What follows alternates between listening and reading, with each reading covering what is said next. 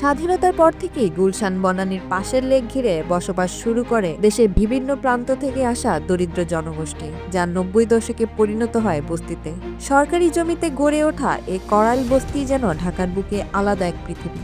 গেল এক দশকে এ বস্তিতে অগ্নিকাণ্ডের ঘটনা যেন প্রতি বছরের রুটিন। ২০১৬ সালের ডিসেম্বরে ভয়াবহ আগুনে প্রায় ৫০০ ঘর পুড়ে গিয়েছিল।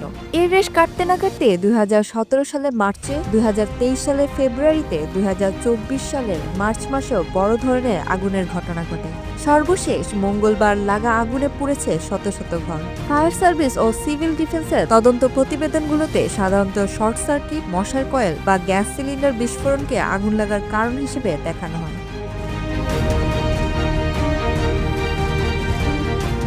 ফায়ার সার্ভিস কর্মকর্তারা বলেন, আগুনের উৎস নিয়ে বিভিন্নজন বিভিন্ন কথা বলেছেন, তবে আমরা তদন্ত সাপেক্ষে এ বিষয়ে কথা বলতে পারব। তবে বাস্তবতা কি আসলেই এমন? ফায়ার সার্ভিসের সাবেক মহাপরিচালক আলী আহমেদ খান বলেছেন, আগুন লাগার কারণ হতে পারে সুষ্ঠু নগর পরিকল্পনার অভাব, সঙ্গে রয়েছে রাজনৈতিক আধিপত্য বিস্তারের প্রচেষ্টা। আলী আহমেদ খান বলেন, হয়তো বিভিন্ন রাজনৈতিক দল বস্তিতে প্রভাব বিস্তারের জন্য অনেক সময় আগুন লাগায়। আগুন লাগার পর পুনর্বাসনের জন্য বিভিন্ন এনজিও গ্রুপ তাদের সহযোগিতা করেছে, কিন্তু সেটাও টেকসই না।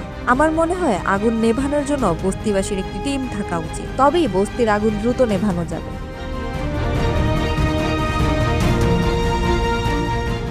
আগুন লাগার পর যেসব প্রতিবেদন দেওয়া হয় সেখানে অনেক গাফিলতি ও রাজনৈতিক প্রভাব থাকতে পারে বলেও ধারণা এই বিশেষজ্ঞের। প্রতিটি বস্তি ও শিল্প এলাকায় আলাদা ফায়ার ইউনিট থাকা উচিত বলে মনে করেন তিনি আরো বলেন, সরকারিভাবে কি ব্যবস্থা নেওয়া যায় সেটি নিয়ে ভাবতে হবে।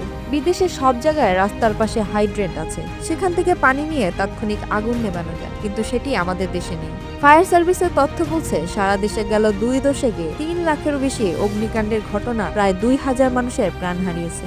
শুধু ২০২৪ সালেই ২৬,০০০-এর বেশি ছোট বড় অগ্নিকাণ্ডের ঘটনা ঘটেছে, যা প্রতিদিনের হিসাবে ৭৩টি করে।